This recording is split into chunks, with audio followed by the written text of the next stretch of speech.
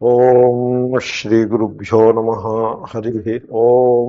గణానాన్వా గణపతిం హవామహే కవిం కవీనాముపమశ్రవస్తమం జ్యేష్ఠరాజం బ్రహ్మణాన్ బ్రహ్మణస్పత ఆమశృణ్వన్తిభిస్సీదసాదనం. శ్రీమహాగణాధిపతయే నమః. సదాశివసమారంభాం శంకరాచార్యమధ్యమాన్ అస్మదాచార్యపర్యంతాం వందే గురుపరంపరాం. నారాయణం నమస్కృత్య నరం చైవ నరోత్తమం దేవీం సరస్వతీం వ్యాసం తతో జయముదీరయేత్. ఆత్మస్వరూప బంధుగణ 22వ శ్లోకం చెప్పాలి. అందాము. వాసాంసి జీర్ణాని యథా విహాయ నవాని గృహ్ణాతి నరోపరాణి తథా శరీరాణి విహాయ జీర్ణాని అన్యాని సంయాతి నవాని దేహి.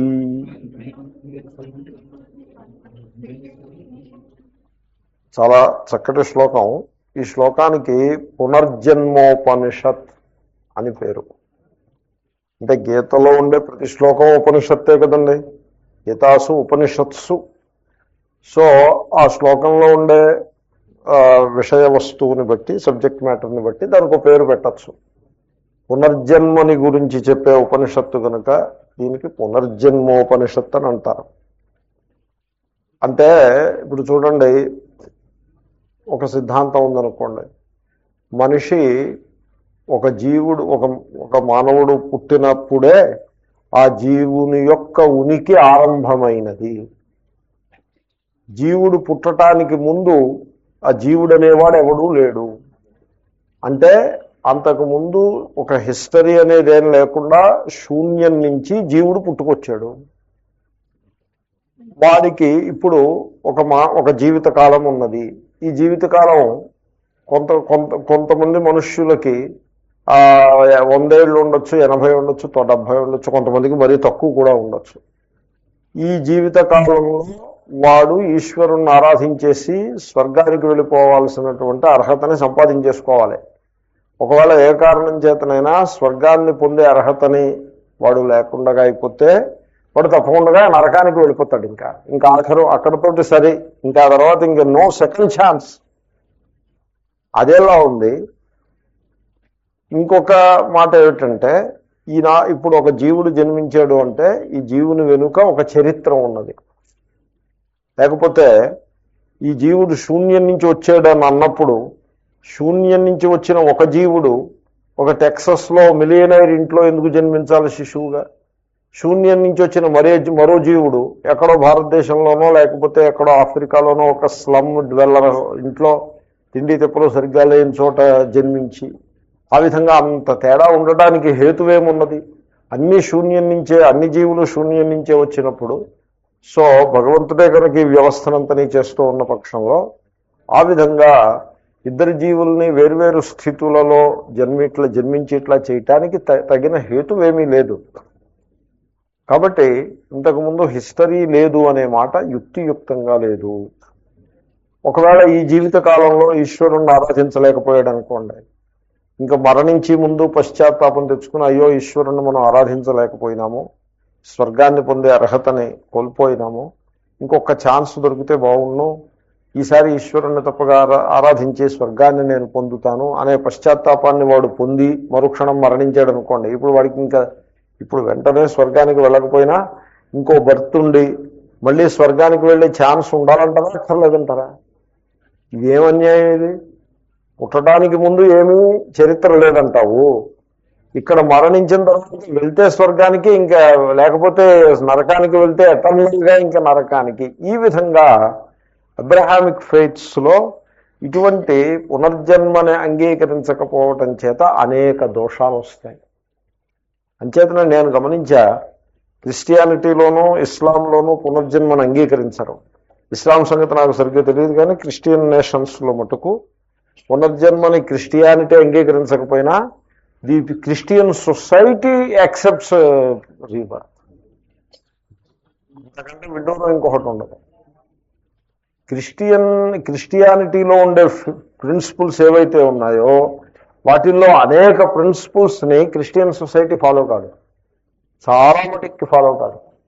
ఉదాహరణకి వాళ్ళు క్రియేషనిజం చెప్తారు. క్రిస్టియన్ సొసైటీ క్రియేషనిజంని ఎప్పుడూ రిజెక్ట్ చేసేసారు, ఎక్కడా లేదు. అది జెనసిస్లో చెప్పినట్టుగా వాళ్ళు ఎవల్యూషన్ని యాక్సెప్ట్ చేస్తారు.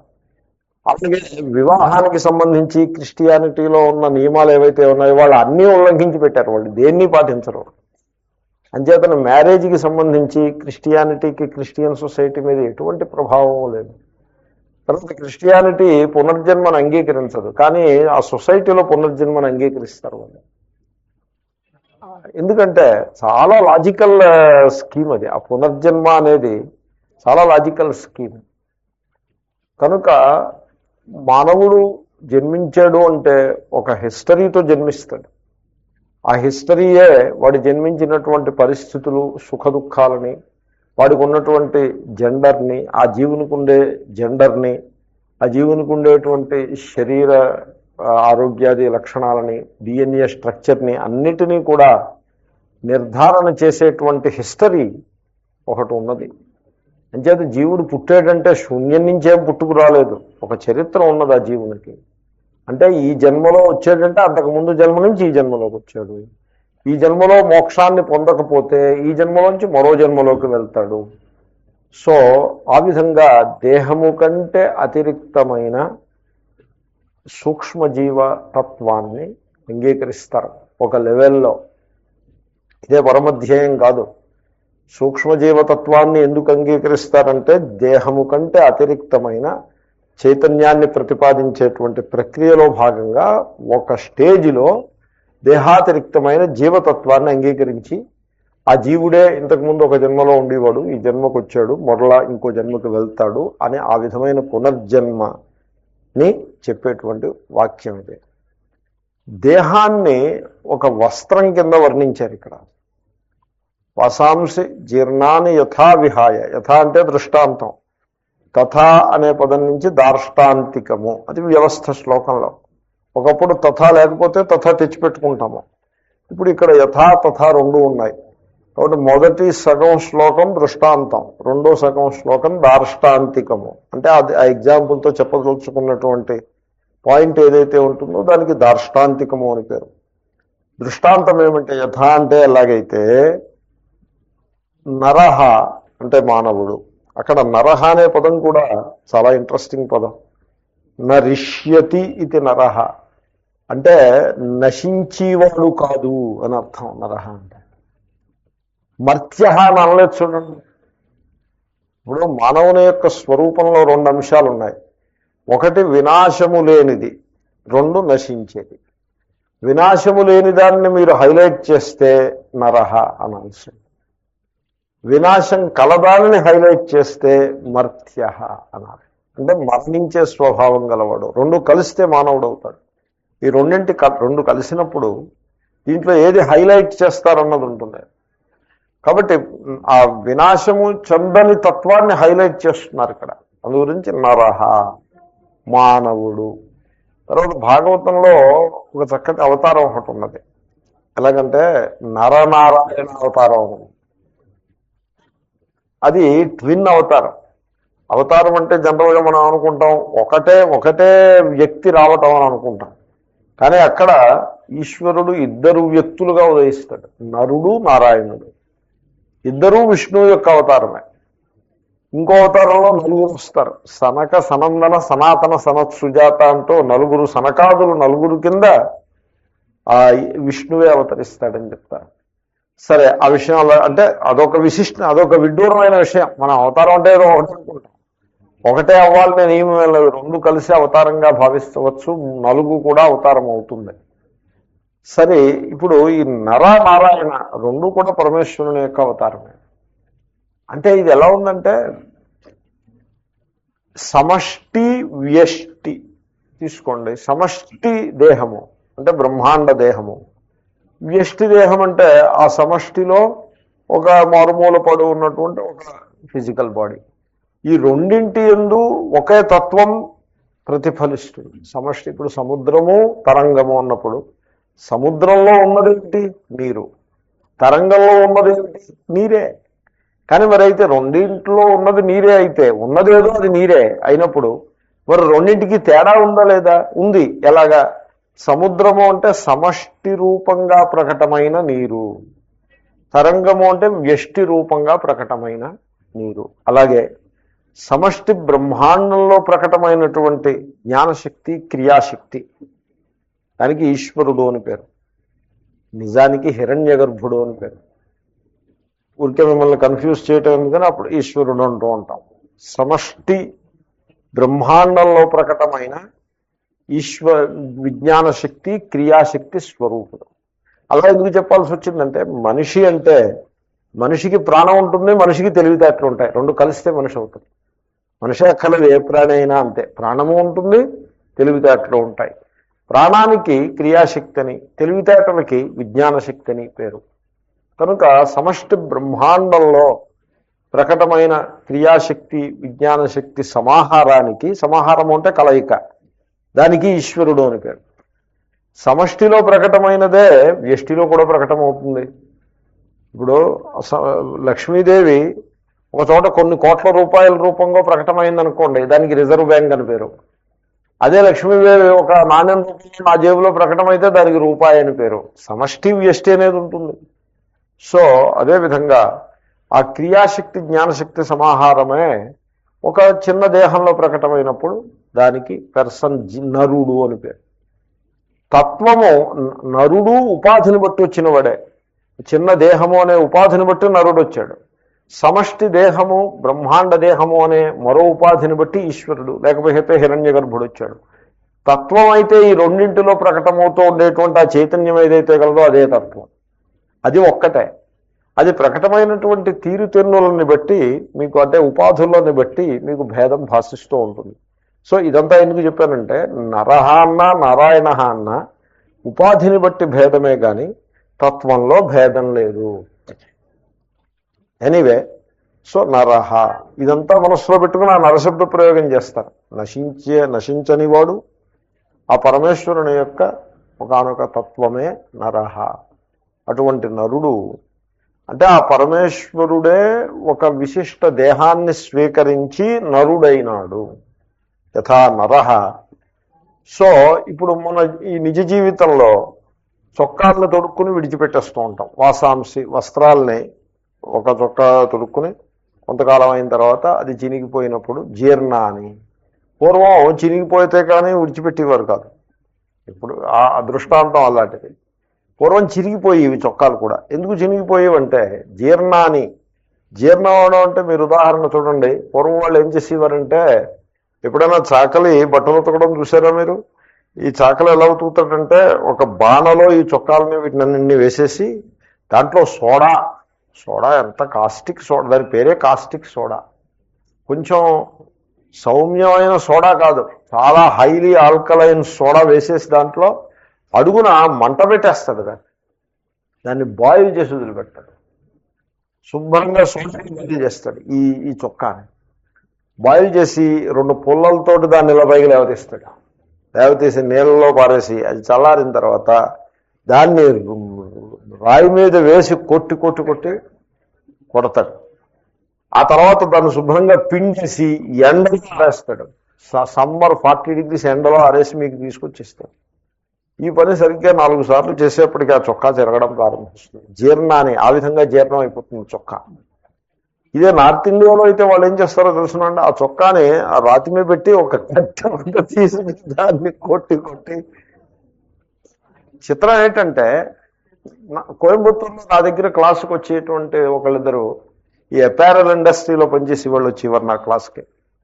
వాళ్ళు చెప్పారు నాతోటి, స్వామీజీ ఈ మధ్యన ఈ వెరీ లైట్ ఆల్కలైన్ మెటీరియల్స్, నిర్మాని, సర్ఫ్ అని ఈ పౌడర్స్ వచ్చి తర్వాత మీరు దాన్ని మొత్తనక్కర్లేదు, గట్టిగా ఊరికే అలాగ టచ్ చేసి దాంట్లో కొంతసేపు నానబెట్టేసి తీసేస్తే పోతుంది.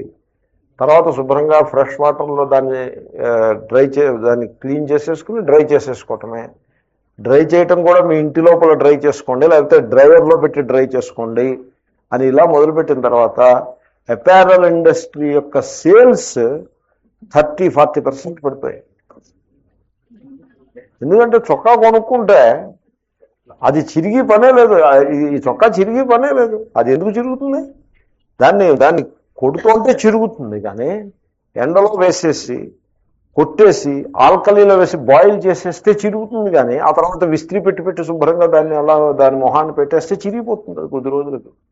ఇప్పుడు చిరిగిపోయేందుకు అవకాశమే లేదు. అంచేతనే వాళ్ళు ఏం చేస్తున్నారంటే ఆ విధంగా పోయినటువంటి లాస్ ఏదైతే గలదో, మార్కెట్ బాగా డౌన్ అయిపోయింది ఈ వీటి కారణంగా, ఈ సర్ఫ్లు ఈ పౌడర్స్ కారణంగా. ఆ విధంగా వచ్చిన లాస్ని ఫ్యాషన్ ద్వారా వాళ్ళు రెక్టిఫై చేసుకుందుకు ట్రై చేసుకుంటున్నారు. అంటే మీ చొక్కా చిరిగిపోయిన తర్వాత ఇంకో చొక్కా కొనుక్కోవడం అని కాకుండా ఆ లక్షణాన్ని తీసేసి చొక్కాలు ఉన్నా కూడా ఇంకో చొక్కా కొనేసుకుని దాని కొత్త రంగురంగుల చొక్కా మోడర్న్ ఫ్యాషన్ చొక్కా కొనుక్కుని ఇట్లా చేయాలి. ఆ లాస్ ఏదో ఇక్కడ పెట్టుకోవాలి.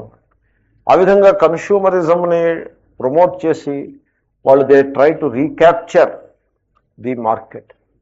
They received a very big setback అని చెప్పారు వాళ్ళు.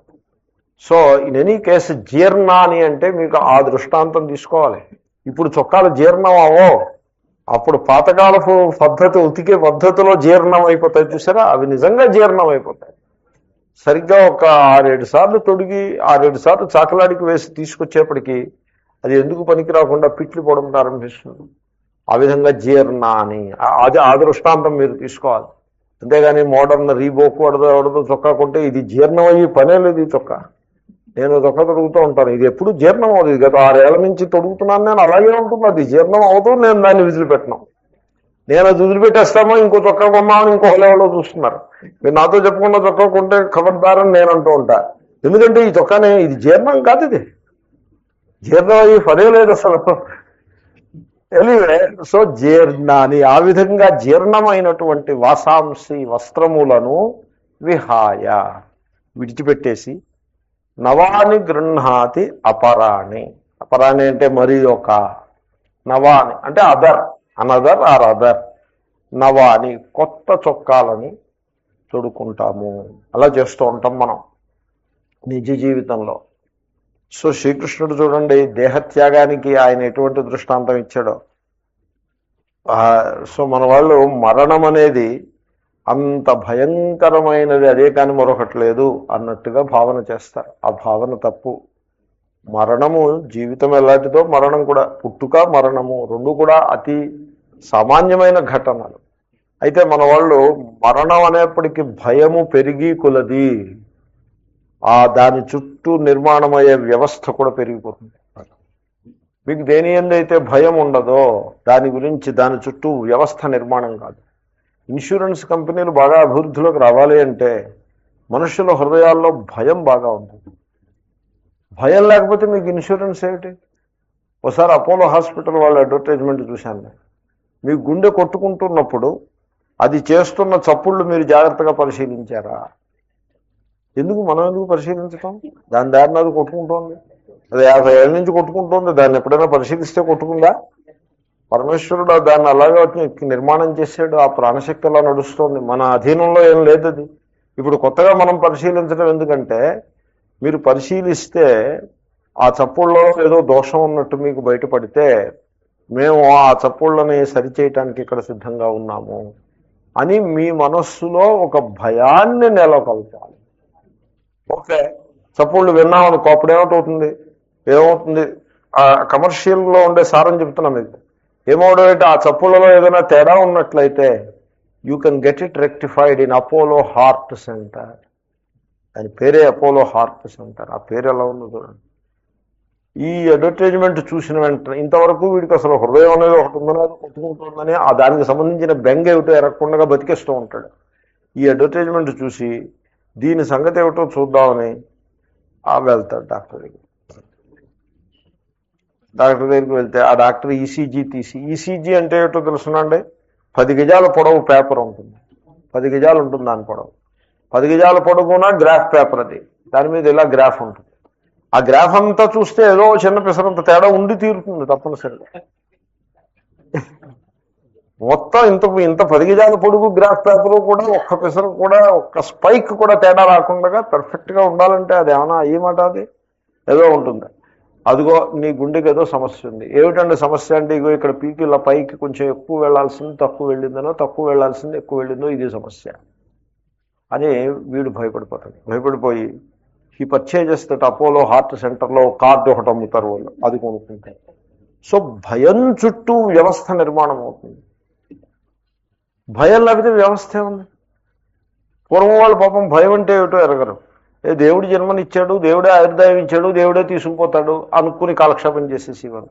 మనిషి చచ్చిపోతే పాపం చచ్చిపోయాడు, అదే తేలిగ్గా పోయాడా, ఎలా పోయాడంటే ఏదో కొద్ది రోజులు కష్టపడ్డాడు. దేంతో కష్టపడ్డాడంటే ఏమోనండి ఏదో కష్టపడ్డాడు అనుకునేవారు. కానీ ఫలానా వ్యాధిని కూడా పాపం వాళ్ళు ఎరగనట్టుగా ఉండేవారు.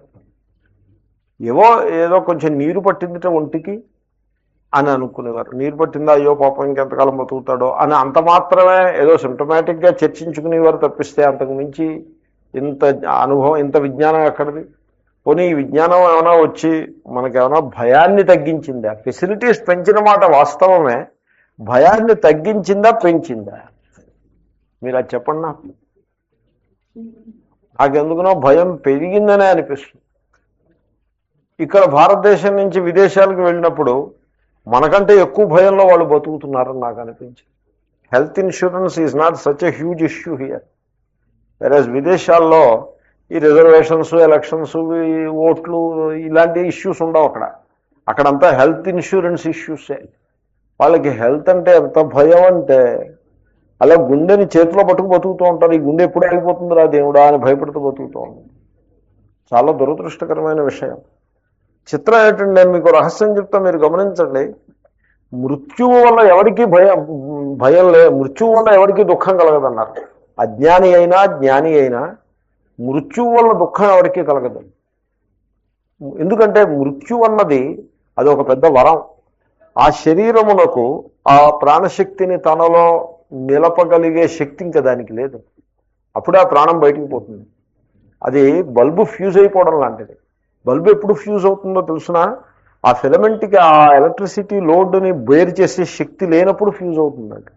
అలాగే ఈ దేహానికి ఇంకా ఆ ప్రాణశక్తి, ప్రాణం అంటే సామాన్యమైన శక్తి అండి, గొప్ప శక్తి కదా అది. ఆ శక్తిని తనలో నిలపగలిగే శక్తి సామర్థ్యం ఆ దేహానికి ఎప్పుడైతే ఉండదో అప్పుడు ఆ దేహం కూలిపోతుంది, ప్రాణం అవతలకి పోతుంది. కాబట్టి మనిషి మరణించాడు అంటే అది వరం. అది ఇంకా ఆ దేహానికి ఆ శక్తి లేనప్పుడు దాంట్లో పట్టుకుని వేలాడి దుఃఖపడ్డం కంటే అది పెద్ద విడుదల. ఇట్స్ ఏ బందీఖానా నుంచి విడుదలైపోయినట్టే. కాబట్టి మరణాన్ని, ఆ మరణం యొక్క స్వరూపం తెలుసున్న వాళ్ళు వరంగా భావిస్తారు తప్పిస్తే దాని గురించి భయపడరు. తర్వాత మరణంలో దుఃఖం ఉండదు. మరణించి ముందు దుఃఖం, మరణించి ముందుండే రోగావస్థలో దుఃఖం ఉంటుంది, కానీ మరణంలో దుఃఖం ఉండదు. దుఃఖం ఎక్కడ ఉంటుందంటే జ్ఞాని కానీ అజ్ఞాని కానీ మరణాన్ని బట్టి దుఃఖం ఎవరికీ కలగదు. మరి ఇంక దుఃఖం ఎక్కడ కలుగుతుందంటే మరణ భయం వల్ల దుఃఖం కలుగుతుంది. దుఃఖహేతువు మరణం కాదు, మరణ భయమే దుఃఖహేతువు. గీతలో మరణ భయము అనే టాపిక్ని బాగా డిస్కస్ చేస్తారు. ఎస్పెషల్లీ 2వ అధ్యాయంలో మెయిన్ టాపిక్ అదే. మరణం గురించి ఉండే ప్రతి మానవునికి సహజంగా ఉండేటువంటి భయం ఏదైతే కలదో దానిని త్రోసిపుచ్చటమే ఇక్కడ ప్రధానమైనటువంటి ప్రయత్నం. ఆ శోచ్యానంద శోచస్వం దగ్గర నేను దీని మీద చాలాసేపు మాట్లాడాను. కాబట్టి మళ్ళీ టాపిక్ ఉంది కనుక అంటున్నాను. కనుక మరణించుట అనేది దాంట్లో దుఃఖానికి హేతువే లేదు.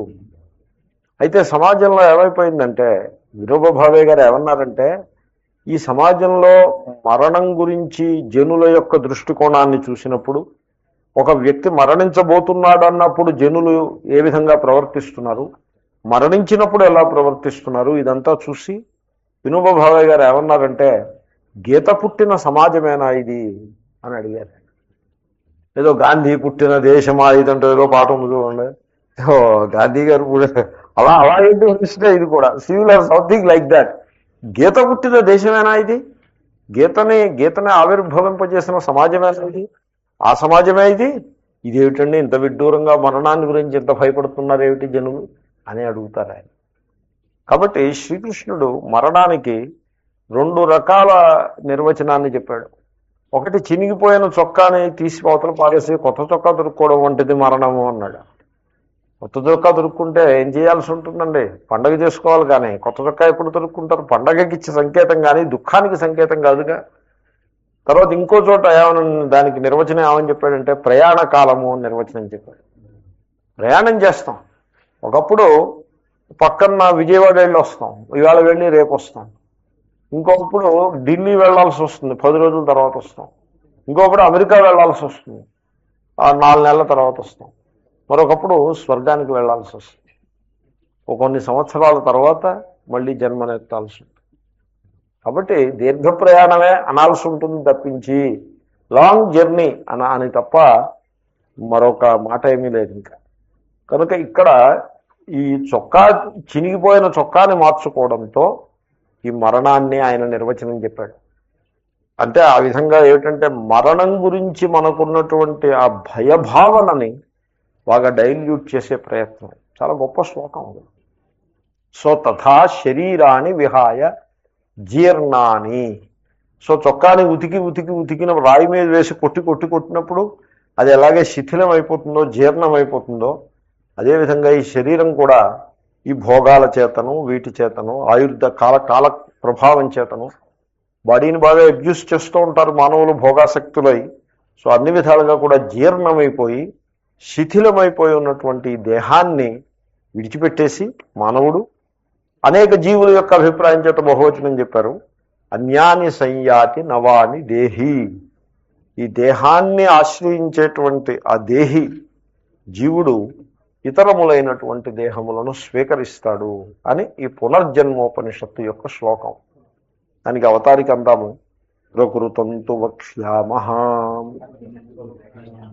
తత్ర ఆత్మని అవినాశిత్వం ప్రతిజ్ఞాతం తత్కిమివా ఉచ్యతే.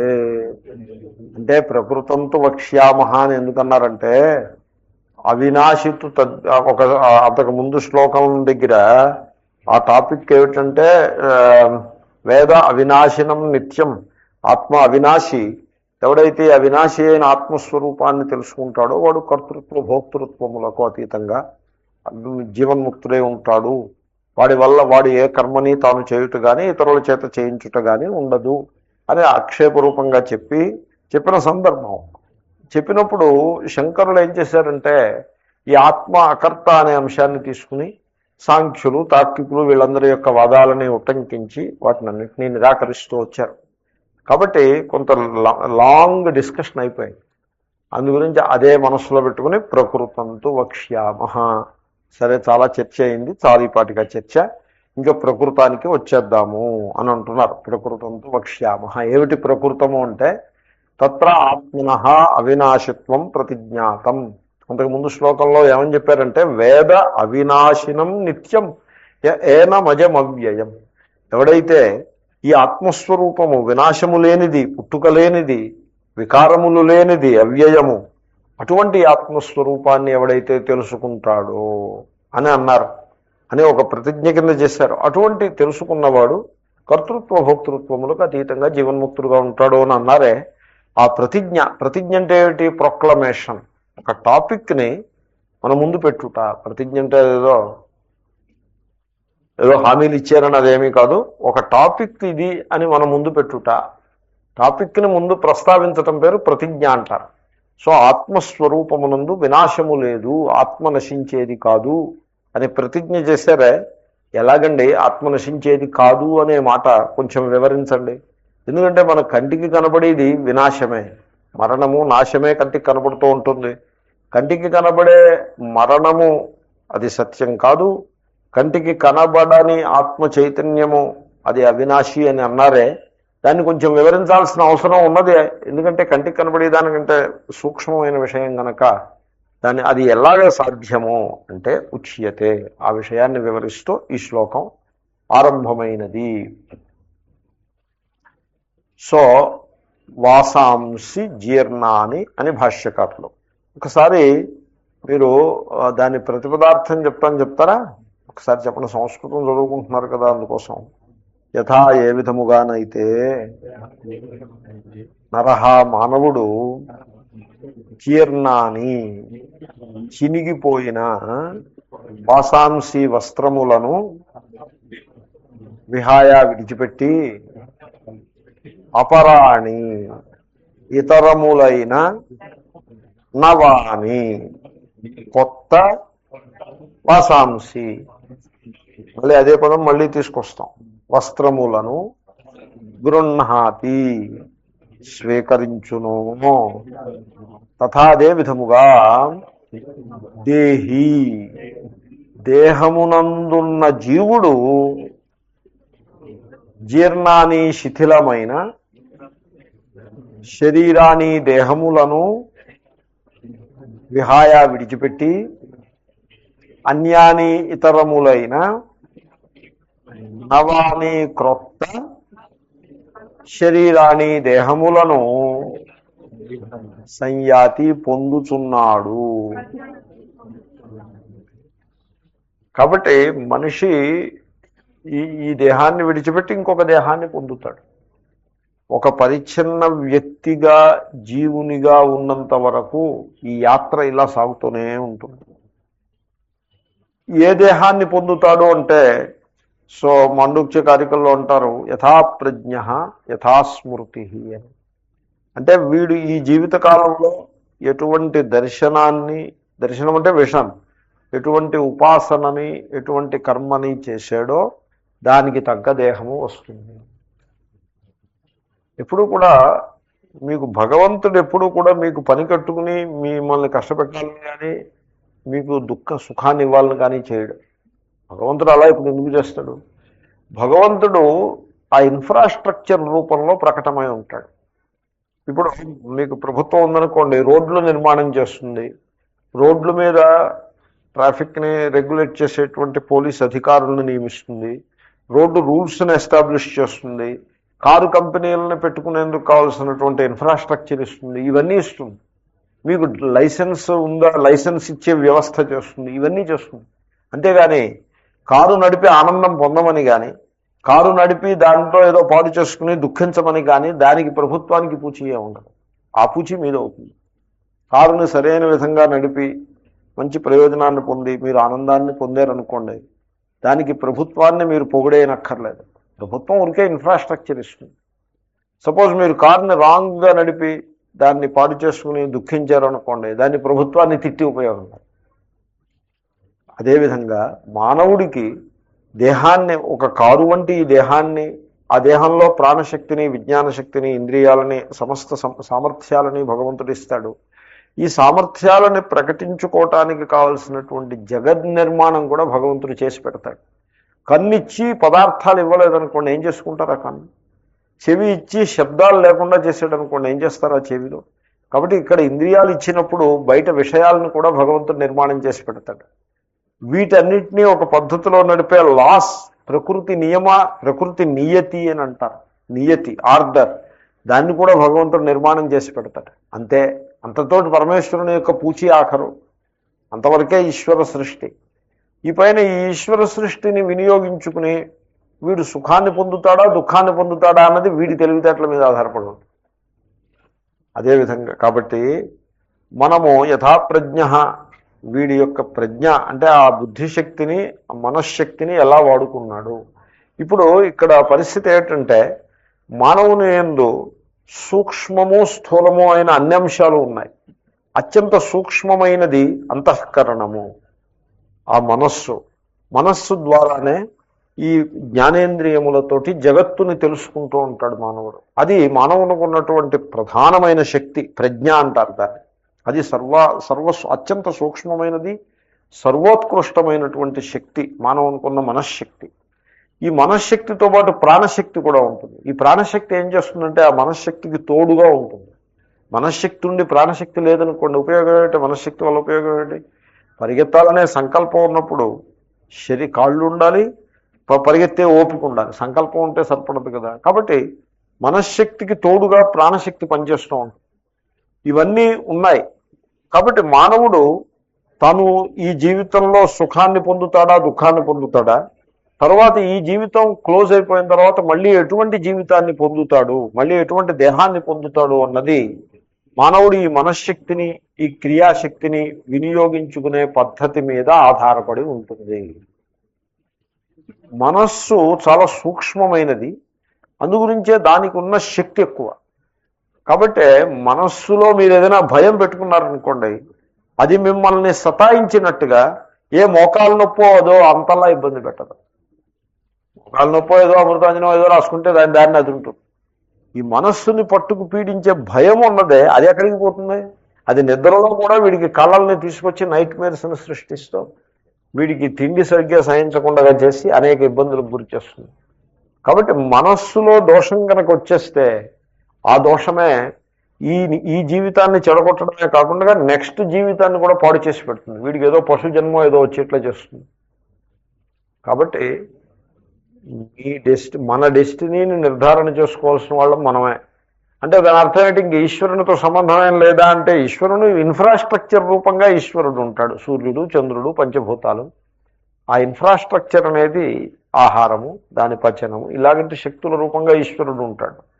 కానీ మనం పొందబోయేటువంటి జీవితము, ఈ జీవితంలో మనం పొందబోయే సుఖాలు, దుఃఖాలు, భవిష్యత్ జీవితము యొక్క దేహము ఎట్టిది అనే అంశాలన్నీ కూడా మానవుడు తన మనస్థితిని బట్టి నిర్ధారణ చేసుకుంటాడు. అంచేతనే పవిత్రంగా జీవించాలి, స్వచ్ఛంగా, పవిత్రంగా, నిర్మలంగా జీవించాలి. జీవించినట్లయితే ఈ జీవితం సుఖమయంగా ఉంటుంది, రాబోయే జీవితం కూడా సుఖమయంగా ఉంటుంది. మోక్షము లేదనుకునే పక్షంలో మాట్లాడుతున్నాం ఇక్కడ. కనుక దేహము, ఈ దేహము, మరొక దేహము, దీనికి సంబంధించినటువంటి వ్యవస్థనంతని కూడా ఒక స్థూలంగా తెలుసుకోవటమే. అంతేగాని అయితే ఇప్పుడు చెప్పండి, క్రితం జన్మ ఏమిటి నాది, రాబోయే జన్మ నాది ఏమిటి, ఇంకా ఆ సమాచారం అంతా చెప్పమని అలా కూర్చోకూడదు. స్థూలంగా జనరల్గా సమాచారం తెలుసుకుని దాని నుంచి ముందుకు అడుగు వేయాల్సి ఉంటుంది. ఆత్మస్వరూపాన్ని తెలుసుకుని జన్మకి అతీతంగా ఎదిగే ప్రయత్నమే చేయాల్సి ఉంటుంది. దాంట్లో ఒక మెట్టిది. కేవలము దేహానికి కట్టుబడిపోయి ఉంటాడు మనిషి. దేహమే నేను అనే భయంకరమైన అజ్ఞానంలో మనిషి బ్రతుకుతూ ఉంటాడు. అటువంటి ఆ అజ్ఞానం నుంచి బయటపడాల్సి ఉంటుంది. దేహము నేను కాదు, నేను దేహి. దేహము చొక్కా వంటిది. చొక్కా శుభ్రంగా ఉండాలక్కర్లేదా? ఉండాలి. చొక్కాని భద్రంగా పెట్టుకోవాలక్కర్లేదా? భద్రంగా పెట్టుకోవాలి. అంతేకాని చొక్కానే నేను అని అనుకోకూడదు. దాని విషయంలో చూపించవలసినటువంటి శ్రద్ధ చూపించాలి, దాన్ని భద్రం చేసుకోవాలి. దేహము చొక్కా వంటిది. రాత్రిపూట చొక్కా ఏం చేస్తాం? విప్పేసి ఆ కుక్కానికి పెడతాం. దేహాన్ని కూడా, దేహాన్ని ఆశ్రయించి ఉండేటువంటి వ్యక్తిత్వము లేక అహంకారం ఏదైతే ఉంటుందో దాన్ని అట్టి పెట్టుకుని నిద్రలోకి వెళ్తారా, దాన్ని కుక్కానికి పెట్టి నిద్రలోకి వెళ్తారా? కుక్కానికి పెట్టడం అంటే as if you put it to a peg. ఈ అహంకారము, దేహాన్ని ఆశ్రయించి ఉండే అహంకారాన్ని you remove it and going to sleep. Next day morning వచ్చినప్పుడు, ఆ స్లీప్లోంచి బయటకు వచ్చినప్పుడు మళ్ళీ you take it out and put it on. ఆ క్లోక్ని, ఆ కోటు వేసేసుకుని మళ్ళీ జీవితం ఆరంభము. కాబట్టి ఈ దేహాన్ని ఆశ్రయించి వచ్చిన వ్యక్తిత్వం అది యథార్థ వ్యక్తిత్వం కాదది. కాబట్టి ఎప్పటికీ కూడా సాధకుడు దేహంతో వివేకాన్ని చేస్తూ ఉండాలి. వివేకపూర్వక ప్రజ్ఞ రెండు రకాలండి. వివేకపూర్వకమైన ప్రజ్ఞ, సో దర్శనాత్మకమైన ప్రజ్ఞ, ఆత్మస్వరూపాన్ని దర్శించే రకమైన ప్రజ్ఞ. ముందు వివేకపూర్వకమైన ప్రజ్ఞ. వివేకపూర్వకమైన ప్రజ్ఞ ఎలా ఉంటుందో తెలుసునా? దేహము నేను దేహం నన్ను విడిచి ఉండదు, కానీ నేను దేహము కాదు. నేను దేహము కాదు, దేహము నా చేత దర్శింపబడుతూ ఉండేటువంటి జడ పదార్థమే, జడ వస్తువే. కానీ ఈ మధ్య మాంసాది ఈ మూట, ఐఎమ్ నాట్ దిస్. ఈ మూటలో ప్రకటమవుతూ ఉండే ఆత్మస్వరూపుణ్ణి నేను. What ever I'm not the body. దేహంతో ఎప్పటికీ వివేకాన్ని చేయాల్సి ఉంటుంది. దేహం నుండి తనని తాను వివేకపూర్వకంగా జీవించినట్లయితే సో జనన మరణముల యొక్క ప్రభావము నుండి వీడు బయటపడిపోతాడు. మరణ భయము ఇత్యాదులు తొలగిపోతాయి. తర్వాత దేహమే నేను అని ఎప్పుడైతే వీడు ఆ రకంగా తాదాత్మ్యాన్ని, మమేక స్థితిని పొంది ఉంటాడో దానిలో అనేక దోషాలు వస్తాయి. అన్ని దోషాలు దాని నుంచే వస్తాయి. అది దోషాల పుట్ట. సో పుచ్చు గుమ్ముడికాయ లాంటిది అంటారు. సో ఆ దోషాల పుట్టది.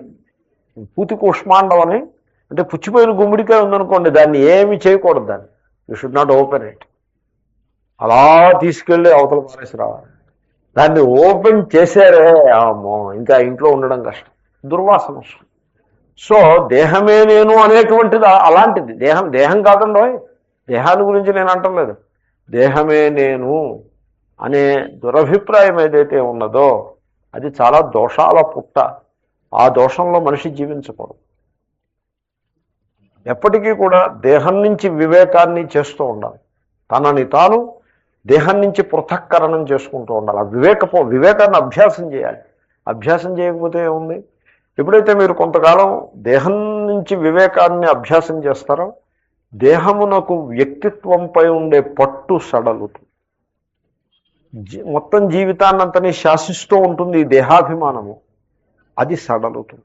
ఆ అహం అనే అభిమానం ఏదైతే ఉన్నదో అది సడలుతుంది. అది సడలినప్పుడు మనస్సు వికాసాన్ని పొందుతుంది. ఒక విశాలమైన తత్వముతోటి వీడికి ఆ పరిచయం ఏర్పడుతుంది తనలో తనకి. అప్పుడు వాళ్ళు సత్వగుణము ప్రతిష్టని చెందుతుంది. ఆ విధంగా వివేకాన్ని అభ్యాసం చేయాలి. మొదటి స్టేజ్ వివేకం. రెండో స్టేజ్ వివేకం ఏంటంటే ఇంద్రియముల నుండి తనను తాను పృథక్కరణం చేసుకుంటూ ఉండాలి. అది రెండవ స్టేజ్ వివేకం. ఇప్పుడు కంటితోటి దృశ్యాన్ని చూస్తున్నారనుకోండి, దృశ్యాన్ని ఎలాగో చూస్తారు. దృశ్యాన్ని మానేయనక్కర్లేదు. దృశ్యాన్ని చూడడం మానేయాలంటే కళ్ళు మూసుకోవాలి. కళ్ళు మూసుకోవడం అది వేరే ప్రక్రియ. అది ఒక సాధన, అదొక మెడిటేషన్. కానీ నేను కళ్ళు తెరిచే ఉంచండి, కళ్ళు మూయనక్కర్లేదు. Open I meditation. కళ్ళు తెరిచే ఉంచండి. కానీ చిత్రం ఏంటంటే దృశ్యాన్ని చూస్తూ ఉండడమే కాకుండా దృశ్యాన్ని చూచేటువంటి కన్నును కూడా చూడడం అలవాటు చేసుకోవాలి.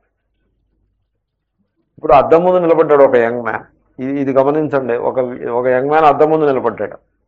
నిలబడి ఊరికే షోకు చేస్తున్నాడు. నేను అడిగాను, ఏం చూసావో చెప్పమన్నా. నువ్వు చూస్తున్నది ఏమిటో చెప్పమన్నా. అంటే మొహమాట పడగా చెప్పు, నువ్వు అద్దం ముందు నిలబడి ఏదో షోక్ చేస్తున్నావు కదా, నువ్వు చూస్తున్నది ఏమిటో చెప్పు. ఇగో అద్దం చూశాను. ఇంకా ఏం చూసావు? ప్రతిబింబం చూశాను. తెలుస్తూనే ఉంది కదా, షోక్ అది చేస్తున్నాడు. సరే, ఇంక దువ్వెను చూశాను, జుట్టు చూశాను, అవన్నీ చెప్పక్కర్లేదు. ప్రతిబింబం చూశాను అంటే అవన్నీ దాంట్లో వస్తాయి. చూసావు. ఇంకా ఏం చూసావు? ఇంకేం చూశాను చెప్పు. ఇంకా ఏం చూసావు చెప్పు. అంటే ఇగో అద్దానికి ఉండే ఫ్రేమ్ చూశాను. ఇంకా ఏం చూసావు? ఈ గోడ చూశాను. ఇంకా ఏం చూసావు? నిన్ను చూశాను. ఇన్ని ప్రశ్నలు అడుగుతున్నా, నిన్ను చూశాను. నన్ను అలా పక్కన పెట్టు. అద్దం దగ్గర ఇంకా ఏం చూసావు నువ్వు? అద్దం దగ్గర ఇంకా ఏం చూసావు? ఇంకేం చూడలేదు. అరే, ఏం మూర్ఖత్వమా! దృశ్యాన్ని చూసేవే కానీ ఆ దృశ్యాన్ని నీకు సమర్పించిన ఆ దర్శన శక్తిని చూడలేదా? దృశ్యాన్ని చూసేవే కానీ ఆ దృశ్యాన్ని దేనితో చూడగలిగేవో ఆ దృష్టిని, ఆ చూపుని చూడలేదు. లేదు, చూడలేదు. మరి అదే నీ మూర్ఖత్వం అంటే. దృశ్యాన్ని చూడొద్దని నేను అన్నాను. దృశ్యాన్ని చూస్తూ దృశ్యాన్ని చూచే చూపుని కూడా చూడు. చూడబడేదానిని చూస్తూ ఆ చూడబడేదానిని చూసే చూపుని కూడా చూడు. మీరు ఎప్పుడైనా ప్రయత్నం చేయండి. ఇవాళ ఇంటికి వెళ్ళి ఆ ప్రయత్నం చేయండి. ఏమవుతుందో చెప్పండి నాకు. దృశ్యం చూడొద్దని నేను అన్నాను. దృశ్యాన్ని చూడండి. దృశ్యాన్ని చూస్తూనే ఆ దృశ్యాన్ని చూసే చూపుని కూడా చూడు. ఇది కేనోపనిషత్తు. చక్షుషక్షు. చూస్తే ఏమిటవుతుందో తెలుసునా? ఆ దృశ్యం అలా ఎదుర్కొంటే ఉండగానే దానికి మీ మీద ఉండే ప్రభావం సడలిపోతుంది. అది మిమ్మల్ని అంత గట్టిగా ప్రభావితం చేయలేదు. అంతేకాదండి, మీలో మీకు మీ గురించి మీకు ఒక కొత్త అవగాహన వస్తుంది. My goodness, this is something amazing అని మీరు అనుకుంటారు. మీరు ట్రై చేసి చూడండి. సో ఒక ఆయన రామ రామ అని మాల తిప్పుతున్నారు. మాల తిప్పుతుంటే నేను అన్నాను, మంచిది, మీరు మాల తిప్పుతున్నారు, కానీ వేగంగా తిప్పేస్తున్నారే, ఎందుకంత వేగంగా తిప్పేస్తున్నారు అంటే సంఖ్యకి కంగారే ఉంది. సంఖ్యకి గంగారే ఉంది. మరి ఎలాగ రామ అనేది, రామ అంటే అది మహామంత్రం అండి. దాని ముందు మీరు శ్రీ కూడా పెట్టక్కర్లా. ఓం ఎంత వేదముల సారమో రామ అన్నది సగుణ రూపం. ఓం యొక్క ఓం నిర్గుణం అయితే రామ సగుణ రూపం, సగుణం, బొమ్మ బొరుసును. సో రామ అన్నప్పుడు రేఫతో ఆరంభించి ఆని చక్కగా దీర్ఘంగా ఉచ్చరించాలి. ఓం అంటావా? ఓం అంటావా? ఎలా అంటాం? ఓం ఓం ఓం ఓం అంటే ఏమన్నట్టు? ఓం అనాలక్కర్లేదా? అదేవిధంగా రామ రామ రామ రామ కాదు, అంటే భజన చేసేప్పుడు ఇప్పుడు అంటే అనొచ్చు. భజన గురించి నేను అట్లా జపం గురించి చెప్తున్నా. రామ రామ రామ అనాలి. అనేప్పుడు ఆ రామ అనేప్పుడు ఆ శబ్దం ఎలా వస్తుంది, ఎక్కడి నుంచి వస్తుందో చూస్తూ దర్శించే ప్రయత్నం చేయాలి. ఆ ధ్వనిలో ఏమైనా మాధుర్యం ఉన్నదా? ఎందుకంటే మహాత్ములు అలా చెప్తున్నారు, రామనామము చాలా మధురము, ఎంతో రుచిరా రామా, నీ నామం ఎంతో రుచిరా అని మహాత్ములు చెప్తున్నారు. ఏమిటా రుచి? ఏమిటై ఉంటుందా రుచి? ఏమిటై ఉంటుందో మరి నువ్వు దర్శించే ప్రయత్నం చేస్తే తెలుస్తుంది. కాబట్టి